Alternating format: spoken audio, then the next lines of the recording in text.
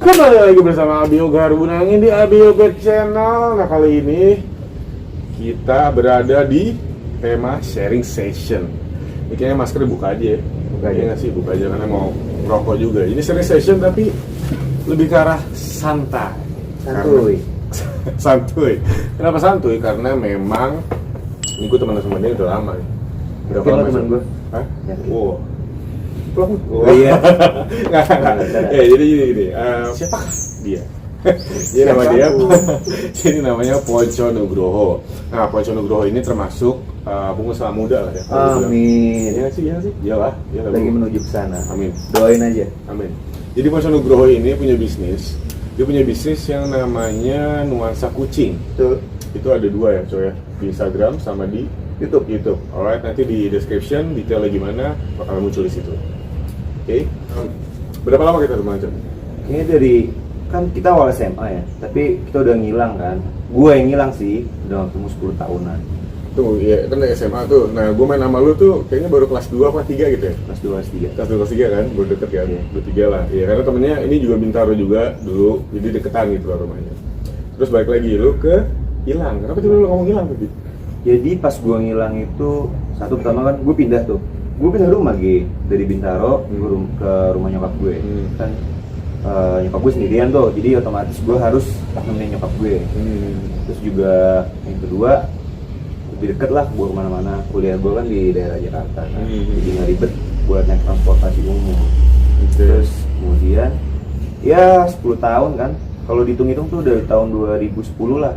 2010 bener-bener gue nggak ketemu sama PJ kan. Iya. Bener-bener ngilang 10 tahun berarti hitungannya sampai sekarang, dan akhirnya ketemu lagi kita. Akhirnya 2020 nih ketemu 2020. Wih, 10 tahun ya? 10 tahun. Lama juga cuy. Apa kabar lu? Ya hilang lah, basa-basi apa kabar? Semuanya kan perlu basa-basi. Sorry batuk. Intermezzo. Terus Cok, lu ngebangun bisnis lu berapa lama nih? Jadi gini awalnya, sedikit cerita aja ya. Dulu gue juga tahu, maksudnya tapi teman SMA lah ya. Terus habis itu kan tahun 2015 gue join sama teman gue si Mr. X gitu. Mr. X ya. Oke. Kita sebut kayak Mr. X. Kemudian adanya perbedaan visi misi selama perjalanan bangun bisnis. Akhirnya gue pisah tahun 2016 akhir. 2017 awal gue mulai bangun lagi sendiri lagi dari nol. Jadi kurang lebih yang benar-benar effort gue sendirian tuh, yang dari udah bisnisnya udah running, terus kemudian drop lagi, jatuh lagi, kasarnya bangkrut. Tahun 2017 gue bangun lagi sendiri sampai sekarang kurang lebih berarti 3 tahun. 3 tahun sampai sekarang.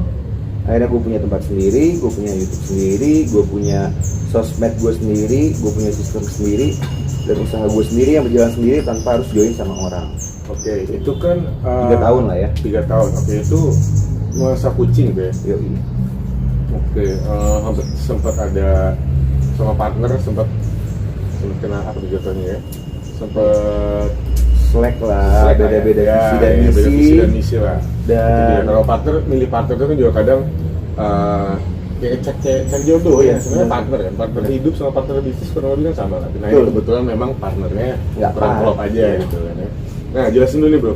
Sebelum lanjut ke bisnis lo ini, gue pengen tahu sebenarnya Nuansa Kucing ini pas lo mau bangun, lu mau bikin bisnis ini, kenapa lu tiba-tiba bisa kepikiran bisnis? Apakah karena awal kecintaan sama kucing, atau gimana? Atau memang lu pengen bisnis jual beli kucing karena itu menguntungkan? Oke, ini ada korelasi ini sama selama 10 tahun gue nih menghilang nih, Oke. Jadi awalnya tuh gue itu nggak ada niat atau maksud bikin YouTube channel, kemudian membangun sebuah bisnis pet shop atau pet service ini. Gue emang nyalurin hobi gue aja, gue suka bikin video di YouTube yang sekarang tuh mungkin udah banyak yang nonton kali ya. Alhamdulillah banget itu. Berapa subscribernya? Subscribernya 68.000 sih. 68.000. Kayaknya loh kayaknya. Kayaknya bisa lebih banyak lagi. Tapi amin, mantap. Jadi kurang lebih ya 3 tahun lah ya bikin dari nol. Jadi sebenarnya nggak ada fokus untuk ke bisnisnya atau mendapatkan uang, tapi gue itu sebenarnya fokusnya nyalurin hobi gue. Jadi gue sering upload video gue, kucing-kucing gue di YouTube, sampai akhirnya banyak orang yang tulis komen, gue bales. Terus kemudian dia iseng-iseng pesan kucing sama gue. Dia pengen beli kucing katanya. Tolong dong bang cariin kucing. Misalnya kucing Persia, warnanya putih gitu. Terus gue kira nih orang bercanda kan, bercanda. Di kolom komen tuh ya? Iya di komen. Terus saya di komen lagi dia minta apa namanya nomor WA gitu. Dan akhirnya ngubungin WA, bener. Zaman dulu bukan WA sih, SMS ya, SMS atau BB. Tahun 2015 tuh 2015, bukan WhatsApp tuh zaman dulu. Iya. Terus abis itu ngomong dan betulan gue cuma ngetes pasar.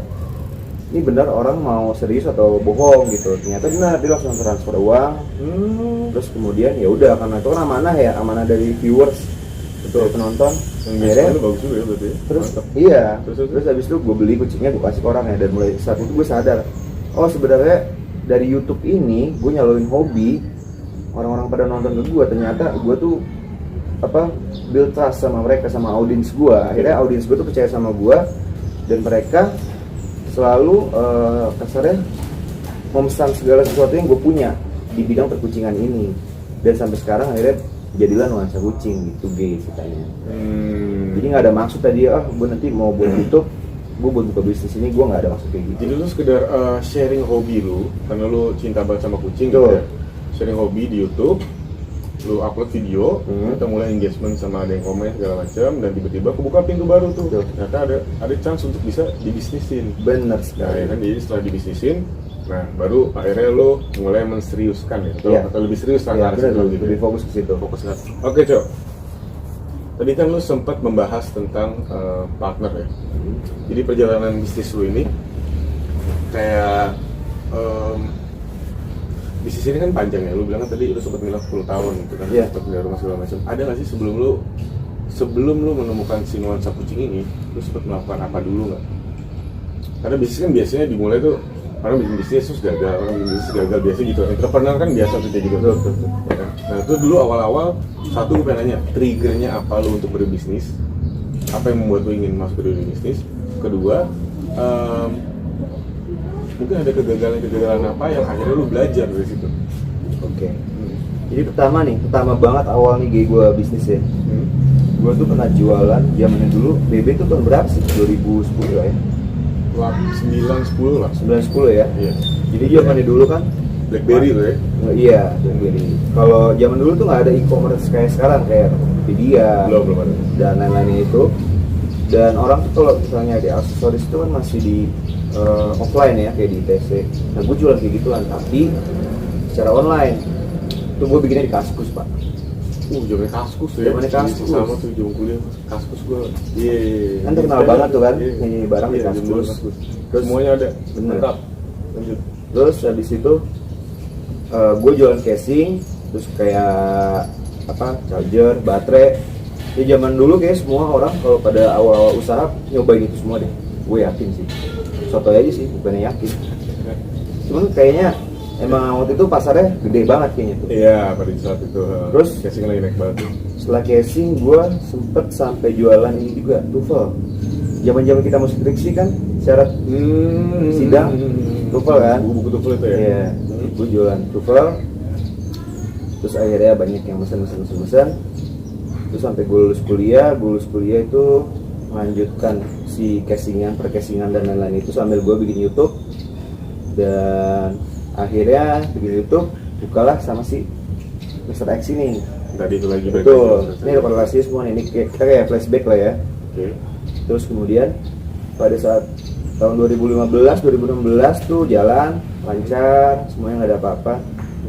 Sampai kelihatan progresnya tuh positif lah dari usaha ini. Mungkin ini tuh apa? Nuansa kucing itu? Dulu namanya kucing ponco. Kucing ponco ya. namanya. Oke. Positifnya itu bisnisnya running, sehat. Partner sini kan. Iya. Oke. Barengan sama si Mr. X running, terus juga positif, nggak minus lah pendapatannya, omsetnya, dan ada profitnya.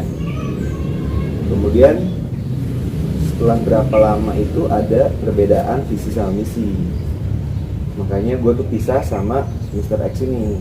Perbedaan visi dan misi itu namanya dua kepala lah ya, jadi satu. Yang satu pengen A, yang satu pengen B, nggak nemu jalan. Akhirnya ya udah gitu, sama-sama jalan sendiri gitu kan. Ada pisah tuh ya. Tuh bisa. Terus yang 2016 akhir 2017 kan gue ngulang lagi tuh dari nol, ya kan? Itu kok bisa dibilang titik terendah lu nggak sih? Atau nggak juga? Kalau dalam bisnis ya, Kalau dalam bisnis karena ya? bisa dibilang gue tuh bangkrut. Pada saat itu lagi bangkrut. Terus kemudian gue bikin dari nol lagi. Soalnya kenapa gue bilang gue bangkrut dibikin dari nol? Jadi pada zaman dulu tuh gue punya website. Website itu namanya tuh brand gue, Kucing Ponco. Oke. Dan itu dioptimalkan sama namanya tuh kayak SEO gitulah ya. SEO jadi kalau orang ngetik apa gitu di Google, dominasinya website gue, orang masuk ke situ. Itu satu.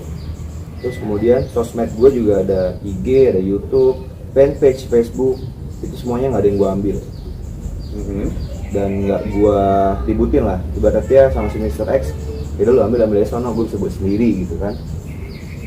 Makanya gue bilang gue tuh bangkrut, memulai dari nol. Oh jadi, oh iya lu bangkrut memulai dari nol itu gara-gara itu lu serahin semua ke dia gitu. Betul. Ya? Jatuhnya gitu. Terakhir juga masih ada dia tuh kan terakhir YouTube channel itu dia minta dibalikin. Udah gue juga bingung sih G, kok dia minta balikin, kan gue yang buat ya, channelnya juga gue yang buat ya kan. Cuman gue kan ini aja lah, apa ya, make it easy lah.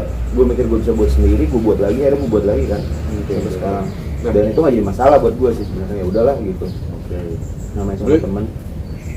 Buat lu mungkin nggak masalah, tapi kan si Kucing Ponco ya awal namanya kan. Ya. Kucing Ponco ini kan sudah menghasilkan uang gitu kan.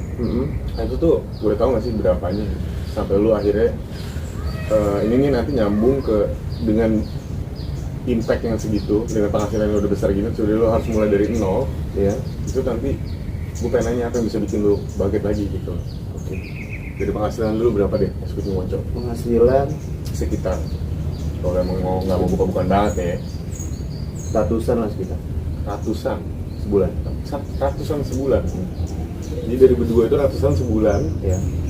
Oke. Terus tiba-tiba si Mr. X ini take over semuanya gitu. Iya betul. Take over tuh gue Tapi, masih bentar. belum terlalu paham ya. Take Iya. over itu gimana maksudnya? Bentar, ratusan tuh omset ya, duit muter terus. Oke, sih. Duit muter. Oke. Seratusan tuh 100 juta gitu. Iya paham. Masa 100 perak gitu Enggak. Iya paham. Tadi ada yang bilang 100.000 tuh. Iya.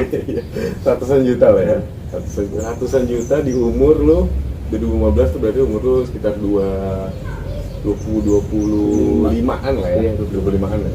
Umur 25 omsetnya udah ratusan juta. Kurang lebih ya. Itu omset ya. Omset. Oke. Nah terus setelah itu clash tuh ya berdua.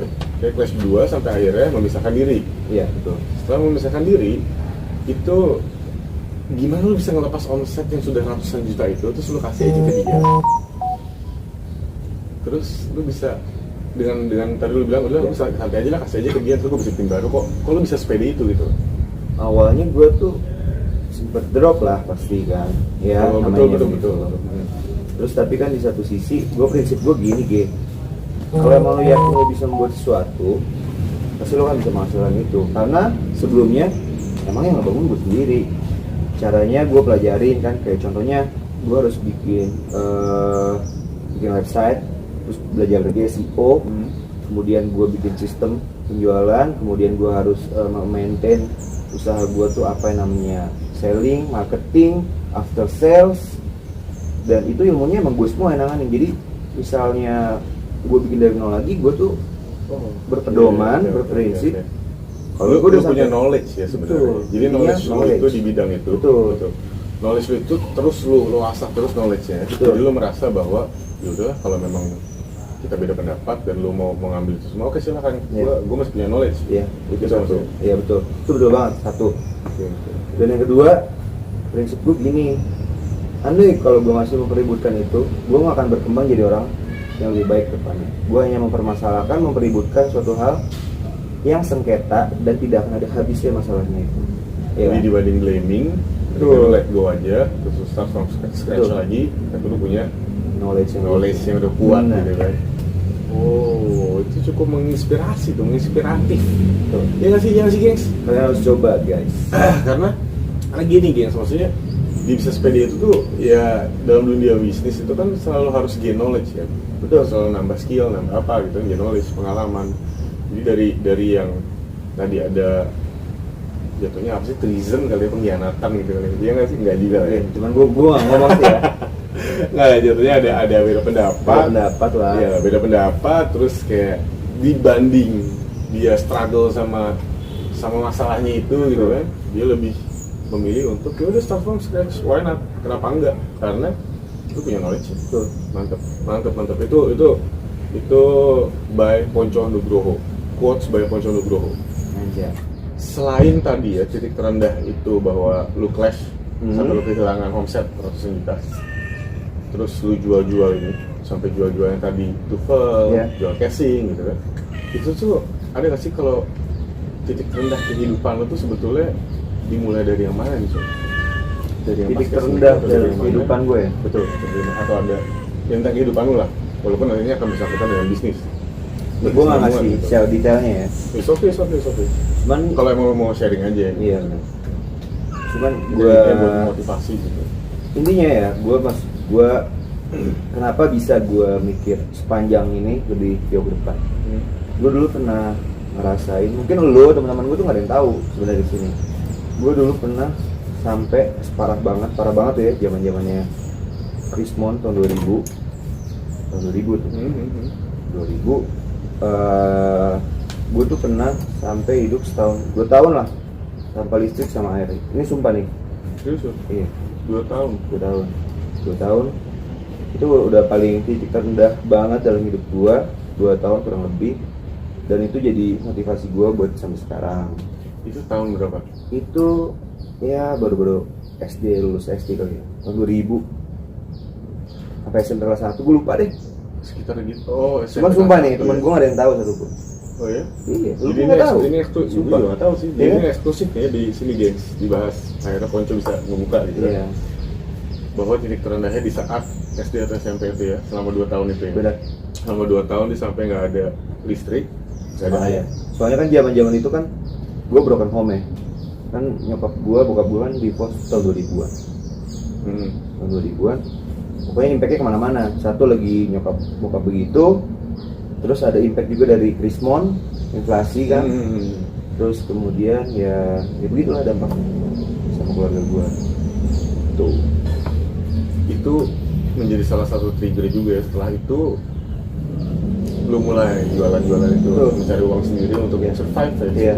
Soalnya dalam kurung 5 tahun ya, 5 tahun 6 tahun. 5 tahun itu kan gue belajar, berarti oh ternyata yang tadinya gue mungkin bisa dibilang kecukupan lah ya. Terus tiba-tiba harus begitu, ya udah gue adaptasi 5 tahun sampai akhirnya gue masuk ke SMA, ketemu lu semua kan. Itu gue adaptasi lagi dengan lingkungan yang baru, dengan kondisi sebenarnya namanya psikologis anak kan. Sekarang kan kita umur 30 tahun, kita udah tahu kan namanya psikologis anak tuh gimana segala macam. Adaptasi lagi, terus kuliah kemudian pindah lagi, ada penurunan dari segi ekonomi lagi, bangkit lagi usaha yang kecil-kecilan itu tadi, dari jualan apa namanya, casing, baterai, charger. Oh sorry Cok, supaya nggak miss timeline ya, Iya. supaya nggak miss timeline. Begitu lu, suruh mobil tuh, jadi cakep juga suruh mobil itu. Iya, jadi di saat SMP itu kan lu yang nggak bisa satu dari segala macam, itu lu ada usaha juga kan? Enggak. Itu umur gue masih 15 tahun. 14 tahun. Oke. 11 tahun ya. Oke. Satu SMA lah. Cuman pembelajarannya apa? Pembelajaran dari situ, oh gue tahu nih, ternyata seperti inilah susah nggak ngerasain enak. Oke. Jadi lu dari yang ekonominya tengah gitu, terus lu harus drop yang kayak gitu. Ada masalah di hidupan lu dan lu ya mungkin secara psikologi juga gimana, lu harus beradaptasi terus gitu ya. Sampai akhirnya dari gue bisa bilang trauma nggak sih, nggak ya, trauma ya, pembelajaran lah ya, pembelajaran masa kecil itu di saat Ponco lagi down itu berpengaruh terhadap posisi ketika lu lagi down lagi di tahun 17 ya, pas lu down lagi 2017 kan, itu akhirnya lu jual casing, jual ini, jadi proses pembelajaran pas lu kecil itu tuh malah jadi sampai Motivasi. lagi di apa motivasi ya? Jadi Motivasi prinsip buat gua. diri sendiri ya. Soalnya itu selalu nempel di gue. Iya, jadi kayak lu nggak bisa gua situasi lagi kayak gini gua nggak bisa diem aja Nggak gitu. bisa, gue nggak bisa gitu orang. Akhirnya putar otak kan Iya. gitu. Nah, berarti kalau yang gua tangkap ya, Cok, sisi entrepreneur lu itu tuh benar-benar pas udah kebentuk dari situ gitu. Mungkin, Ya. itu yang gue pikirin juga. Dari pas sampai- 2017 itu kan. Iya. Lu Iya. situasi lagi kayak gini, oke gimana caranya gue bisa menghasilkan uang sendiri? Iya, harus survive. Udah survive. Oke, oke. Nah, ngomongin survive nih ya. Sebat ya, Gi. Sebat ya, guys. Santuy, guys. Ini sharing session part 2 santuy. Yo. Tadi kan lu ngomong krisis ya? Krisis. Sekarang nih, ini sekarang kan lagi krisis pandemic, alright? So, krisis pandemic itu berpengaruh gak sih sama nuansa kucing sekarang? Pengaruh. Bisnis yang sekarang ini nuansa kucing. Pengaruh banget ya. Oke. Pengaruh. Cuman lebih berpengaruh tuh sama pengusaha-pengusaha yang emang harus itu menjalankan usahanya itu offline gitu. Contohnya makanan, butik, Iya, betul. terus kemudian salon mungkin. Tapi gue ada dampaknya. Cuman karena gue base-nya itu gue udah build trust sama audiens gue melalui sosmed, Instagram, kemudian YouTube dan lain-lain, website, dan gue tuh bisa mencari solusi menggunakan teknologi ya. Kayak gue jualan online. Contohnya, kalau misalnya ada orang yang tadinya nggak bisa datang nih karena PSBB, kan 3 bulan kan PSBB, Iya. dan itu parah banget buat orang semua usaha tuh. Iya, semua 70% lah, karena harus bayar pegawai, kos biaya ini, biaya itu, kemudian buat belum lagi biaya hidup keluarganya, itu parah banget deh. Tapi semuanya ada solusinya kan. Solusinya kalau yang dari versi gua tuh melayani orang secara online. Jadi gua bikin melayani orang secara online. Iya. Oke. Misalnya contohnya, lu mau beli kucing sama gua, ya kita video call aja lah kucingnya ini segala macam, ya kan? Terus Jadi lu terbantu dengan ada motor, gitu lah. Lu terbantu dengan adanya sosial media itu betul, karena kan harus sangat terbantu harus apa ya namanya? dengan teknologi. Harus survive, harus Enggak, kita kan harus improvisasi berdasarkan situasi gitu kan. Cuman kalau ada dampaknya itu kerasa banget pada saat awal bulan Maret kayaknya. Iya, Maret kan awal-awal pincer-pincernya kan, kaget tuh orang karena ada COVID itu. Dan itu gue kerasa berdampak sebulan awal aja tuh Maret, kemudian April, Mei, sampai Juni. Sekarang udah back to new normal kan. yes, Ya udah, orang udah adaptasi semua, akhirnya udah berani mulai iya, keluar. dia udah mulai normal lagi kayaknya. Tapi ya jadi lu beradaptasinya karena krisis itu melalui online ya. Betul. Jadi setiap bisnis itu pasti ada solusinya lah. Entah gimana pun itu caranya pasti ada solusinya. Apalagi kalau gua kan urusannya sama makhluk hidup. Makhluk hidup kayak paling susah untuk kalau nggak lihat langsung resiko kan. Satu penipuan, yang kedua kalau hewannya sakit atau cacat gimana kan. Tapi itu semua bisa diantisipasi. Gimana lu bisa build trust lu sama audiens lu sama customer, dan pasti solusinya ya Salah satu caranya dengan video call itu tadi. betul, itu salah satu caranya. Pasti akan berjalan dengan baik ke depannya. Jadi alhamdulillahnya nih ya sekarang, alhamdulillah banget ya, nuansa kucing ini tetap melejit. Melejit. Amin. Iya kan. Anyway, balik lagi omset sabaraha. Omset. Loh, nggak apa-apa. Kalau lo mau sharing aja sih omset gitu lah. Alhamdulillah Supaya tanpa pajak si sih. Mr. X tahu juga gitu. Omset Gimana omset? Sekitar omset tuh ya. sama. Iya. Dan lu sekarang udah Di tahun ini tadi. di tahun ini. Oke, dan lu juga udah berkeluarga ya? Iya. Udah berkeluarga itu cukup ya untuk semuanya. Anak lu berapa? Sekarang satu kan? Aku satu. Satu kan? Kucing gue 11. Anak satu, kucing lu 11. 11. Oke. Gue 5. Gue 5. Gue 5. Dan itu 5-5-nya pada saat pandemi ini nggak terpengaruh sama sekali? Nggak. Nggak ada pemotongan Alhamdulillah. apapun? Alhamdulillah, mantap. Seenggaknya gue bisa nyalurin hak mereka lah. Alright, Cok. Thank you banget udah sharing. Oke. Thank you banget. Sekarang pasti gila tetap ya kan? Salam corona. Salam corona, yoi. Oke, geng. So, jadi itu dia sharing session Part 2 bersama Ponco Nugroho yang mempunyai bisnis di jual beli kucing jatuhnya ya. Pet service. Pet service jatuhnya. Iya. Pet service sama jual beli kucing itu juga. Iya. Service and Pet service. pet service aja Pet ya. service. Oh, itu gabung ya. Ada penitipan, Oke. ada lain-lain pokoknya. Ada penitipan juga. Oke. Pet service, nuansa kucing. So jangan lupa subscribe, like, and comment. Tombol loncengnya juga dinyalain. Terus, nah ini dia, nuansa kucing juga harus di follow ya kan. Ada nanti di description di bawah, harus dibaca. Thank you guys. Alright, thank you for watching. Stay healthy, stay safe, and God bless you all. Bye.